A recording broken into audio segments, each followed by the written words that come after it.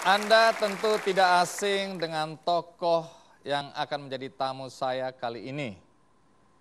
Belakangan namanya selalu menjadi berita di berbagai media massa. Tindakan-tindakannya yang kontroversial menarik perhatian publik. Banyak yang memujanya, tapi ada pula yang sebal dengan ulahnya. Tapi sebelum saya hadirkan tokoh kita di hadapan Anda, ada baiknya kita simak tayangan berikut ini.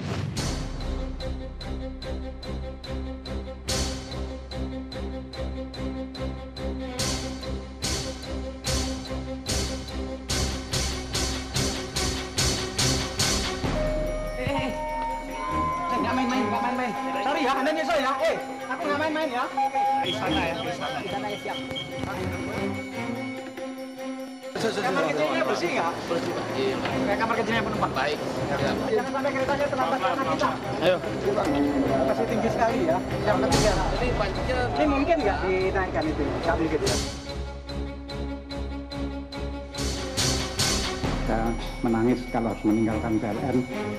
Karena sekarang ini teman-teman PLN di seluruh Indonesia lagi semangat-semangatnya untuk bekerja mengubah PLN.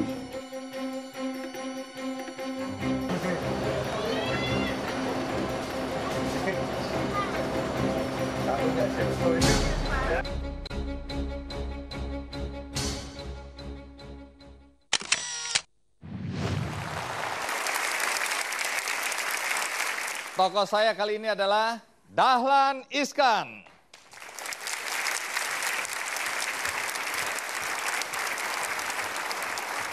Iya. Pak Dahlan, terima kasih banyak Anda sudah hadir. Silakan duduk. Ya, Pak Dahlan, di tangan saya ada sebuah buku berjudul Sepatu Dahlan. Dan saya dengar buku ini lahir karena terinspirasi oleh kisah masa kecil Anda. Saya dengar juga begitu. Oh. Pertanyaannya adalah, apakah benar waktu kecil Anda tidak punya sepatu? Ya memang begitu, karena waktu itu kan zaman memang masih susah.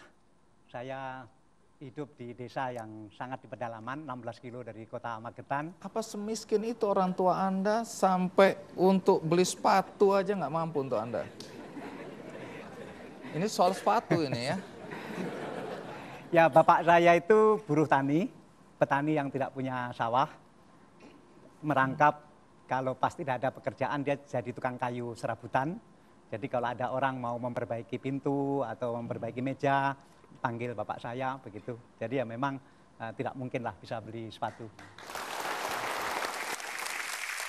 Menarik untuk mengikuti kisah sepatu Dahlan ini karena selain sepatu ada juga persoalan sarung yang mempunyai arti penting bagi seorang Dahlan. Tapi sebelum saya lanjutkan, ada baiknya kita ikuti kisah Dahlan Iskan.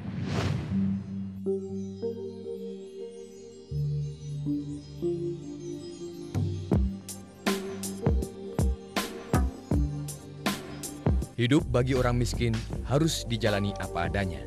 Demikian kalimat yang ditulis oleh Dahlan Iskan dalam buku Sepatu Dahlan. Lahir dari keluarga miskin, saat kecil ia hanya bercita-cita memiliki sepeda dan sepatu. Keinginannya memiliki sepatu akhirnya terwujud saat ia duduk di kelas 3 Alia. Namun itu pun hanya sepatu bekas. Dengan kerja keras dan semangat pantang menyerah, Dahlan kemudian sukses menjadi raja media di Jawa Timur. Karirnya dimulai sebagai reporter sebuah surat kabar kecil di Samarinda, Kalimantan Timur pada tahun 1975. 1 tahun kemudian, ia menjadi wartawan majalah berita mingguan Tempo. Tahun 1982, Dahlan mendapat tugas memimpin koran Jawa Pos yang akan bangkrut. Di tangan pemuda asal Takeran, Magetan, Jawa Timur ini, koran yang berbasis di Surabaya itu berkembang pesat. Kiprahnya di bidang media semakin berkibar ketika Dahlan Iskan mendirikan stasiun televisi lokal JTV Surabaya. Pria berusia 61 tahun ini kemudian semakin dikenal banyak orang saat dirinya dipercaya menjabat sebagai Direktur Umum PLN. Selang beberapa tahun kemudian, ia dipercaya menjadi orang nomor 1 di BUMN.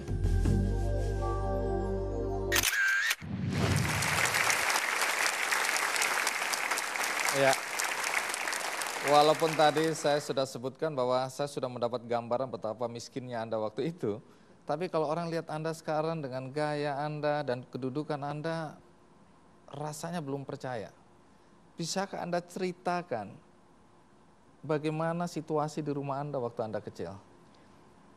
Waktu itu pertama ya, karena ibu saya sudah meninggal waktu saya kelas 6 SD, sehingga saya tinggal hidup dengan adik saya yang waktu itu baru umur kira-kira 6 tahun, kemudian dengan kakak saya yang wanita yang sudah 6 tahun lebih tua dari saya.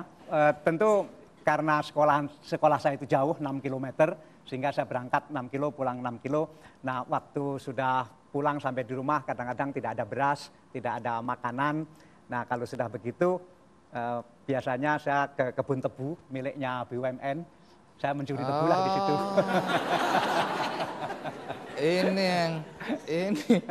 Ini pasalnya kenapa Anda sekarang harus diminta pertanggungjawabannya.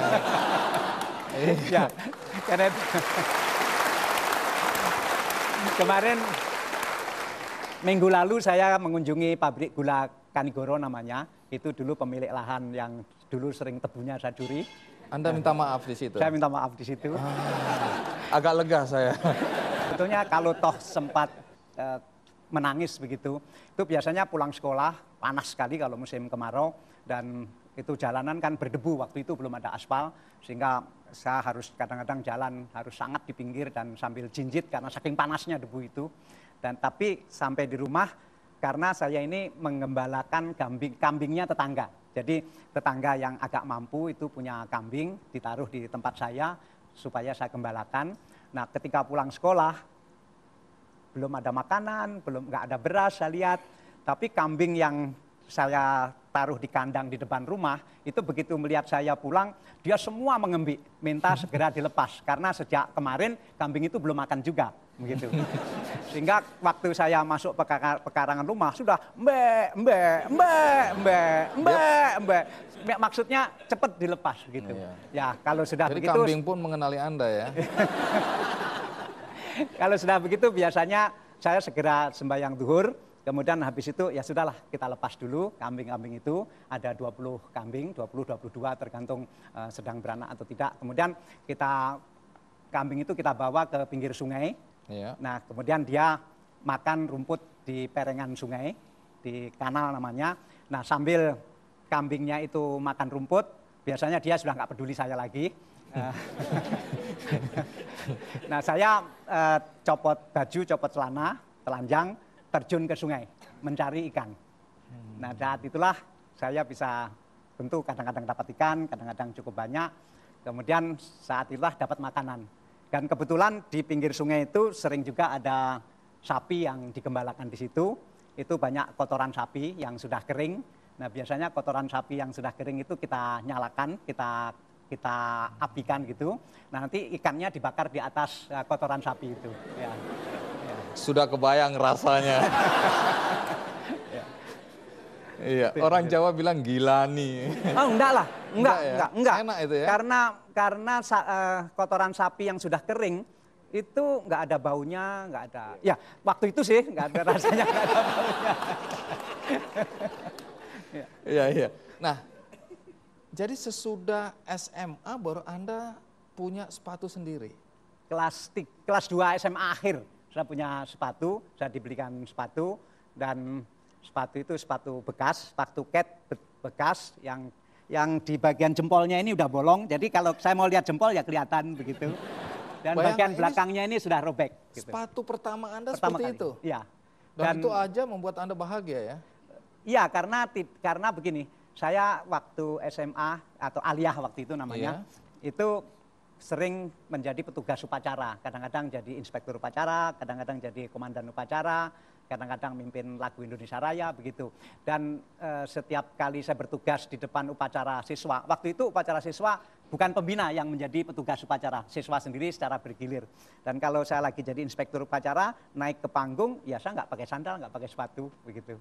Nah, sehingga ketika akhirnya punya sepatu meskipun bekas, ya kelihatan gagah juga bahwa saya jadi inspektur upacara pakai sepatu.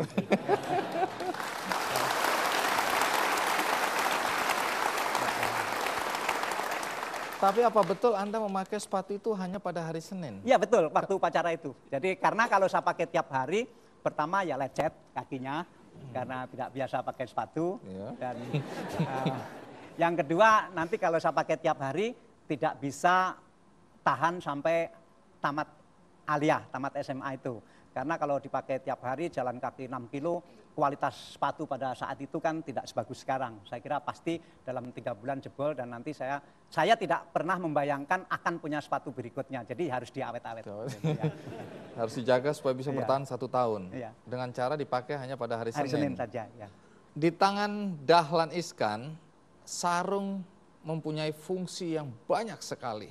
Fungsi apa saja? Ikuti terus Ki Kendi.